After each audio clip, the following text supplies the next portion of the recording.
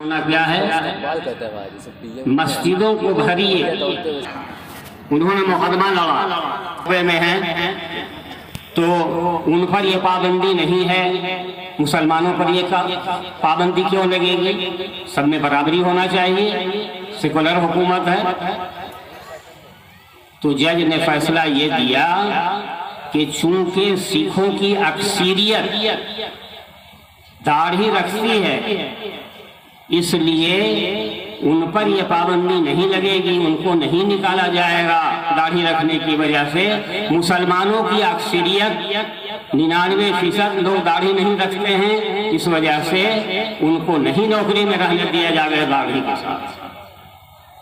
یہ تو ایک فیصلہ تھا، لیکن اس سے آپ نتیجہ نکالیے کہ اگر خدا نخواستہ ثم خدا نخواستہ حکومت آپ کی مسجدوں کو بند کرے گی اور آپ سپریم کورٹ تک مقدمہ لڑتے ہوئے جائیں گے تو آخر میں فیصلہ یہی ہوگا کہ مسلمان کی اکثریت مسجد میں نہیں آتی ہے، پنجگانہ نماز نہیں پڑھتی ہے، اس لیے مسجدیں بند کرنا ضروری۔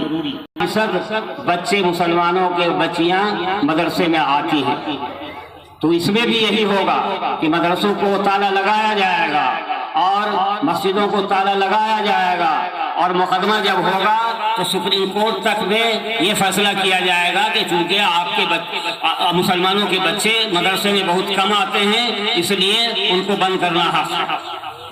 اس لیے بھائی مسلمان ہوشیار ہو جائیں، اب بھی عبرت کی آنکھ کھولیں اور کھول کر مسجدوں کو بھی آباد کریں۔ مستقل جماعت میں مستقل مسجد کی آبادی کی محنت چلتی ہے، لیکن ٹوٹے پھوٹے لوگ 2-4 آدمی کرتے ہیں تو اس سے کیا اثر پڑے گا؟ علماء تو بالکل کنار کر سیکھے جاتے ہیں، ہمارا کام بھی نہیں ہے یہ بھائی، یہ تو گرے پھوٹے لوگوں کا کام ہے۔ خاصہ آپ سے بھی پڑے ہوئے ہیں کہ ہم نہ جائیں، اپنے شان کے خلاف سمجھیں۔ تو جو اونچے قسم کے لوگ اپنے کو سمجھتے ہیں، علم کے اعتبار سے سمجھیں یا دولت کے اعتبار سے سمجھیں، سب جب اس کی محنت کریں گے تو مسجدیں بھریں گی یا مسجدیں آباد ہوں گی، یا بہت جگہ ہو رہی ہے الحمدللہ۔ تو اس کی فکر کریں۔ ایک بات تو یہ ہو گئی عوام کے لیے، دونوں چیزوں کو کریں، مسجدوں کو بھریں اور مدرسوں کو طلبہ سے بھریں۔ دوسری چیز ہے طلبہ کے لیے، طلبہ جو حافظ ہو چکے ہیں وہ بھی، جو پڑھ رہے ہیں یا حافظ ہوں گے ان کے لیے بھی، کہ قرآن پاک کو یاد کرنا یہ تو معجزہ ہے، لیکن یاد رکھنا یہ آپ کے اختیار میں ہے۔ چاہیں تو آپ اس میں مشغول رہ کر اس کو یاد رکھیں، چاہے تو لاپرواہی سے چھوڑ کر اس کو بھلا دیں، وہ آپ کا عمل ہوگا، بھولنا آپ کا عمل ہوگا۔ یاد کرنا معجزہ ہے، آپ کا کمال نہیں ہے کہ آپ نے حفظ کر لیا، یہ معجزہ ہے قرآن کا، لیکن یاد رکھنا آپ کا کام ہے۔ اگر نہیں یاد رکھیں گے تو آپ کی رفت ہوگی۔ اور 2 حدیثیں آتی ہیں، ایک تو پتھر مارے جانے والے، دریا سے آ رہا ہے، پتھر مارا جا رہا پھر چلا جا رہا ہے، مختصر میں کر رہا ہوں۔ اسی طریقے سے ایک اور حدیث ہے بھولنے والے، بھولتا آدمی ہے لاپرواہی کی وجہ سے، اور پھر عمر بڑھ جانے کی وجہ سے بھی یہ تراویح سال میں ایک بار پڑھتا رہتا ہے، حافظ کو یاد رہتا ہے، اب کسی وجہ سے مشغولی کی وجہ سے تراویح پڑھنا چھوٹ گیا یا ضعیفی کی وجہ سے تراویح پڑھنا چھوٹ گیا تو وہ ختم ہو جاتا ہے، پھر بھول جاتا ہے آدمی، وہ وعیدوں میں آ جائے گا، لاپرواہی کے وعیدوں میں کی وجہ سے۔ بہت آسان طریقہ ہے، لیکن اس کو کرنے کو کوئی تیار نہیں ہوتا ہے۔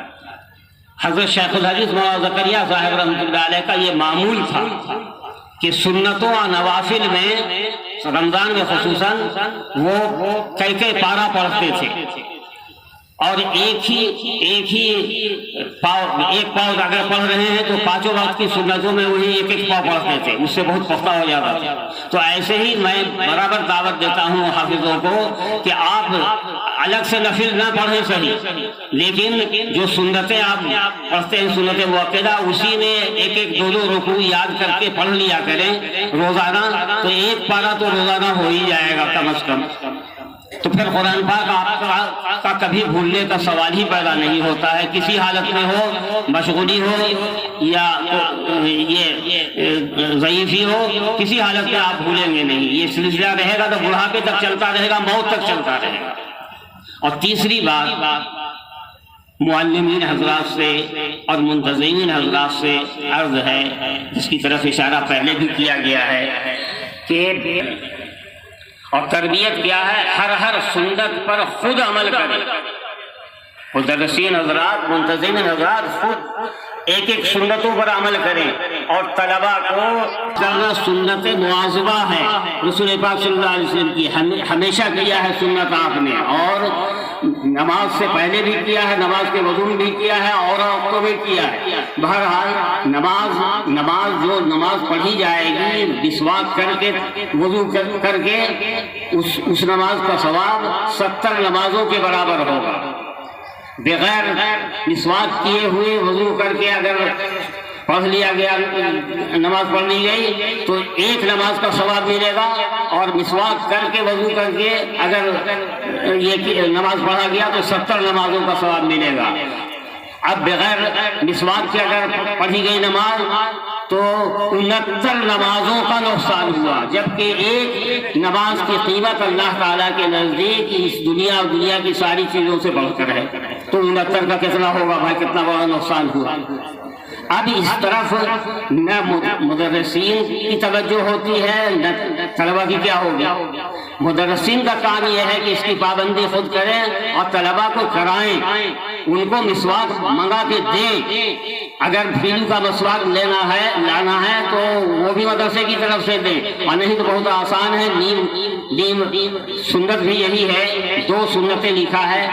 پیلو کا دفن کرنا سنت ہے، اور دوسرے لکھا ہے کہ کڑوی چیز کا، کڑوی لکڑی کا کرنا سنت ہے.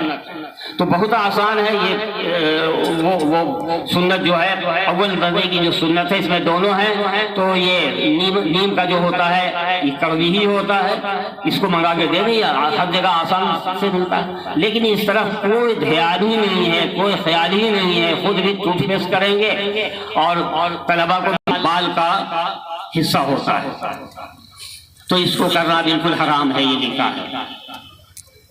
تو اسی کی پابندی مدرسوں میں بھی ہوتی ہے، ہر جگہ ہوتی ہے، گھروں میں بھی ہوتی ہے مسواک. تو اس کا خیال کریں، اور ہر سنت کا اسی کے ساتھ ساتھ اس کا انتظام کریں. میں نے تو 2-3 مدرسوں میں اپنے بار منگوا کے تقسیم کروایا طلبا، اور مدرسے نے کہا کہ بھائی نگرانی کرتے رہیے، لیکن کوئی کرنے کو تیار ہی نہیں. اب ہوگا کیا جب مدرسین اس کا خیال نہیں کریں گے تو تربیت کیا ہوگی؟ دعائیں یاد کرا دی جاتی ہے طلبا کو، وہ پڑھتے ہیں ہی نہیں. ہر موقع کی جو دعا ہے وہ تو یاد کرا دی گئی، وہ پڑھتے نہیں ہیں. نتیجہ یہ ہے کہ جب مدرسے سے نکلیں گے تو بھول جائیں گے. ایسے تو سنتے رہتے ہیں آپ، ہفتہ میں 1 دن سنتے رہتے ہیں، اس لیے یاد ہے. جب مدرسہ سے نکلیں گے تو کوئی معمول میں ہے نہیں، اس لیے سب کو بھول جائیں گے. جتنی محنت ہوئی ہے، محنت سے آپ نے یاد کرایا ہے، محنت سے اس نے یاد کیا ہے، سب ختم. اس لیے اس طرف خاص توجہ منتظمین کو اور مدرسین کو دینا چاہیے. یہ تو مثال ایک میں نے دی مسواک کی، اسی طریقے سے ساری سنتوں کی خود پر عمل کرنے کی اور دوسروں کو عمل کرانے کی، محنت کرنے کی، طلباء پر محنت کرنے کی کوشش کریں گے بھائی سب لوگ انشاءاللہ. سبحان اللہ.